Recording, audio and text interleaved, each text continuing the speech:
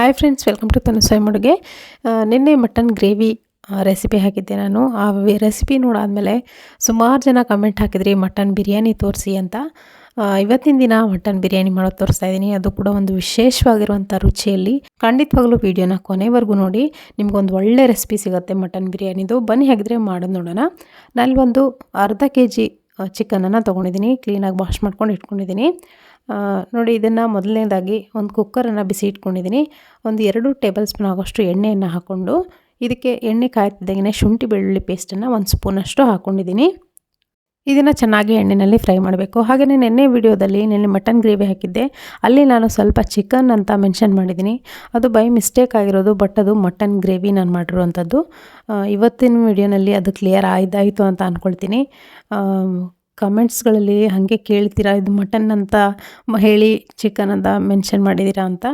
Mistakes ಪ್ರತಿಯೊಬ್ಬರಲ್ಲೂ ಆಗ್ತಿರತ್ತಲ್ವ, ಹಾಗಾಗಿ ಸ್ವಲ್ಪ mistake ಆಗಿದೆ ಹೇಳೋದ್ರಲ್ಲಿ. ಅದು ಮಟನ್ ಗ್ರೇವಿನೇ. ಇವಾಗ ನೋಡಿ, ಮಟನನ್ನು ಹಾಕ್ಕೊಂಡು ಸ್ವಲ್ಪ ಅರಿಶಿನ ಪುಡಿ ಹಾಕ್ಕೊಂಡಿದ್ದೀನಿ. ಮಟನ್ನು ಕೂಡ ಅಷ್ಟೇ ಎಣ್ಣೆಯಲ್ಲಿ ಚೆನ್ನಾಗಿ ಫ್ರೈ ಮಾಡ್ಕೋಬೇಕು. ಜೊತೆಗೆ ನಾನಲ್ಲಿ ಬಿರಿಯಾನಿ ಮಸಾಲ 1 ಸ್ಪೂನ್ ಆಗೋಷ್ಟು ಇಲ್ಲಿ ಹಾಕ್ಕೊಂಡಿದ್ದೀನಿ. ನೋಡಿ, ಮಟನನ್ನು ಎಣ್ಣೆಯಲ್ಲಿ ಒಂದು 2 ರಿಂದ 3 ನಿಮಿಷನಾದರೂ ಚೆನ್ನಾಗಿ ಫ್ರೈ ಮಾಡಬೇಕು.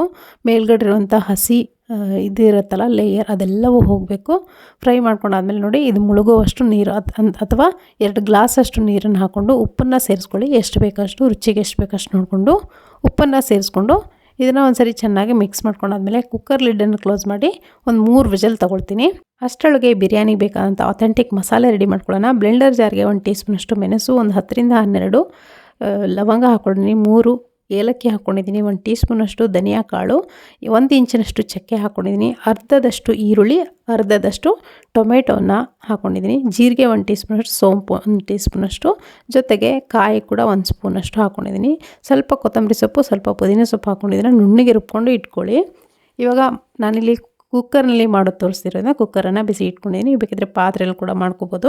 ಕುಕ್ಕರ್ನಲ್ಲಿ ಮಾಡ್ಕೊಂಡ್ರೆ ತುಂಬ ರುಚಿಯಾಗಿರುತ್ತೆ. 2 ಟೇಬಲ್ ಸ್ಪೂನ್ ಅಷ್ಟು ಎಣ್ಣೆ ಹಾಕ್ಕೊಂಡು ಪಲಾವ್ ಎಲೆ ಮತ್ತು 1 ಇಂಚಿನಷ್ಟು ಚಕ್ಕೆ ಹಾಕ್ಕೊಂಡಿದ್ದೀನಿ. ಸೋಂಪು ಮತ್ತು ಜೀರಿಗೆ ಹಾಕ್ಕೊಂಡಿದ್ದೀನಿ, 1 ಟೀ ಸ್ಪೂನಷ್ಟು. ಜೊತೆಗೆ 1 ದೊಡ್ಡ ಗಾತ್ರದ ಈರುಳ್ಳಿಯನ್ನು ಕೂಡ ಉದ್ದುದ್ದಕ್ಕೆ ಕಟ್ ಮಾಡ್ಕೊಂಡು ಹಾಕ್ಕೊಂಡಿದ್ದೀನಿ. ಇದ್ರ ಜೊತೆಗೆ ನಾನಿಲ್ಲಿ 1 ಟೇಬಲ್ ಸ್ಪೂನ್ ಆಗೋಷ್ಟು ಶುಂಠಿ ಬೆಳ್ಳುಳ್ಳಿ ಪೇಸ್ಟನ್ನು ಕೂಡ ನಾನಿಲ್ಲಿ ಹಾಕ್ಕೊಂಡಿದ್ದೀನಿ. ಶುಂಠಿ ಬೆಳ್ಳುಳ್ಳಿ ಪೇಸ್ಟ್ ಮತ್ತು ಈರುಳ್ಳಿ ಚೆನ್ನಾಗಿ ಫ್ರೈ ಆಗಬೇಕು. ಪೂರ್ತಿಯಾಗಿ ಗೋಲ್ಡನ್ ಬ್ರೌನ್ ಆಗಬೇಕು ಈರುಳ್ಳಿ, ಅಷ್ಟು ಚೆನ್ನಾಗಿ ಬಾಡಿಸ್ಕೊಳ್ಳಿ. ಇವಾಗ ನೋಡಿ, ಇದಕ್ಕೆ ಒಂದು 2 ಹುಳಿ ಟೊಮೆಟೊನ ಹಾಕ್ಕೊಂಡಿದ್ದೀನಿ. ಯಾವಾಗಲೂ ಆಗಲಿ ಬಿರಿಯಾನಿಗೆ ನೀವು ಹುಳಿ ಟೊಮೆಟೊನ ಬಳಸೋದ್ರಿಂದ ತುಂಬ ರುಚಿಯಾಗಿ ಬರುತ್ತೆ ಬಿರಿಯಾನಿ. ನೋಡಿ, ಇದನ್ನು ಕೂಡ ಬಾಡಿಸ್ಕೋಬೇಕು. ಈ ಟೊಮೆಟೊ ಕೂಡ ಪೂರ್ತಿಯಾಗಿ ಮ್ಯಾಶ್ ಆಗಬೇಕು.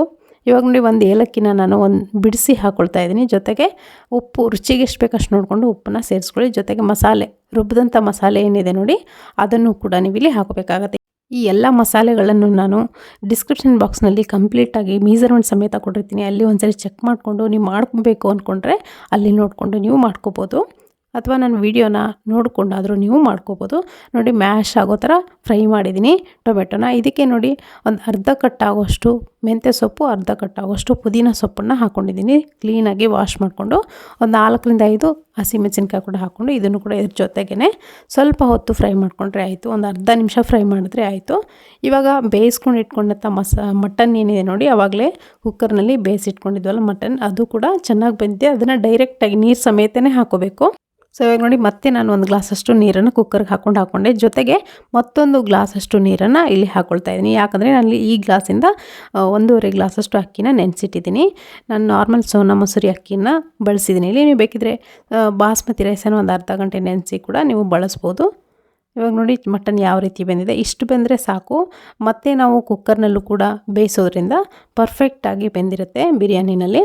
ಇವಾಗ ನೋಡಿ, ಇದು ಚೆನ್ನಾಗಿ ಕುದಿಬೇಕು. ಇನ್ನೇನು ಕುದಿ ಬರ್ತಾಯಿದೆ ಅನ್ನೋವಾಗ ನಾನಿಲ್ಲಿ ನೋಡಿ ಅಕ್ಕಿಯನ್ನು ಏನು ನೆನೆಸಿಟ್ಟಿದ್ದೀನಿ ನೋಡಿ, ಅದನ್ನು ನೀರನ್ನು ಡ್ರೈನ್ ಮಾಡಿಕೊಂಡು ಅಕ್ಕಿನ ಹಾಕ್ಕೊಳ್ತೀನಿ ಇದಕ್ಕೆ. ನೋಡಿ, ಎಲ್ಲ ಅಕ್ಕಿನೂ ಒಟ್ಟಿಗೆ ಹಾಕೊಂಬಿಡಿ. ನೀರು ಕುದೀತಾ ಇರಬೇಕು, ಆ ಟೈಮ್ನಲ್ಲಿ ನೀವು ಹಾಕೋಬೇಕಾಗತ್ತೆ. ಹಾಕ್ಕೊಂಡು ನೋಡಿ, ಮೀಡಿಯಮ್ ಹೈ ಫ್ಲೇಮ್ ಇಟ್ಕೊಂಡು ಸ್ವಲ್ಪ ನಿಂಬೆಹಣ್ಣಿನ ರಸವನ್ನು ಕೂಡ ಹಾಕ್ಕೊಂಡಿದ್ದೀನಿ. 1 ನಿಂಬೆ ಹಣ್ಣಿನ ರಸವನ್ನು ಹಾಕ್ಕೊಳ್ಳಿ, ತುಂಬ ರುಚಿಯಾಗಿ ಬರುತ್ತೆ. ಇವಾಗ ನೋಡಿ, ಚೆನ್ನಾಗಿ ಮಿಕ್ಸ್ ಮಾಡ್ಕೊಂಡು ಆದಮೇಲೆ ಒಂದ್ಸರಿ ಬೇಕಿದ್ರೆ ನೀವು ತುಪ್ಪ ಹಾಕೋಬೋದು. ನಾನು ತುಪ್ಪ ಹಾಕ್ತಿಲ್ಲ ಇಲ್ಲಿ. ಹಾಗೆಯೇ ಕುಕ್ಕರ್ ಲಿಡನ್ನು ಕ್ಲೋಸ್ ಮಾಡಿ 1 ವಿಜಲ್ ಹೈ ಫ್ಲೇಮ್ ಇಟ್ಕೊಂಡು ಕೂಗಿಸಿದ್ರೆ ಸಾಕಾಗತ್ತೆ. ತಕ್ಷಣವೇ ತೆಗಿಬಿಡಿ. ಒಂದು 15 ನಿಮಿಷ ಬಿಟ್ಟು ನಾನಿಲ್ಲಿ ಓಪನ್ ಮಾಡ್ತಾಯಿದ್ದೀನಿ. ನೀವು ನೋಡ್ತಿರ್ಬೋದು ಯಾವ ರೀತಿ ಬಂದಿದೆ, ಉದ್ರಾಗಿ. ತುಂಬಾ ರುಚಿಯಾಗಿರುತ್ತೆ. ಮಸಾಲೆ ಒಂದು ಕಡೆ, ರೈಸ್ ಒಂದು ಕಡೆ ಆಗಲ್ಲ. ನೀನು ಈ ಸ್ಟೆಪ್ಗಳನ್ನು ಫಾಲೋ ಮಾಡ್ಕೊಂಡು ನೀವು ಕೂಡ ಮನೇಲಿ ಮಟನ್ ಬಿರಿಯಾನಿನ ಮಾಡ್ಕೊಂಡು ನೋಡಿ. ವಿಶೇಷವಾದಂಥ ಮಸಾಲೆಯೊಂದಿಗೆ ವಿಶೇಷವಾದಂಥ ರುಚಿಯಲ್ಲಿ ನೀವು ಬಿರಿಯಾನಿನ ಸರ್ವ್ ಮಾಡ್ಬೋದು. ನಿಮ್ಮ ಫ್ಯಾಮಿಲಿಗೆ ತುಂಬಾ ಇಷ್ಟಪಟ್ಟು ತಿಂತಾರೆ ಎಲ್ಲರೂ ಕೂಡ. ನೀವು ನೋಡ್ತಿರ್ಬೋದು, ಎಲ್ಲೂ ಕೂಡ ಸ್ಟಿಕ್ಕಿ ಅಂತ ಅನ್ನಿಸ್ತಾ ಇಲ್ಲ. ತುಂಬ ಉದುರುದ್ರಾಗಿ ಸಖತ್ತಾಗಿ ಬರುತ್ತೆ.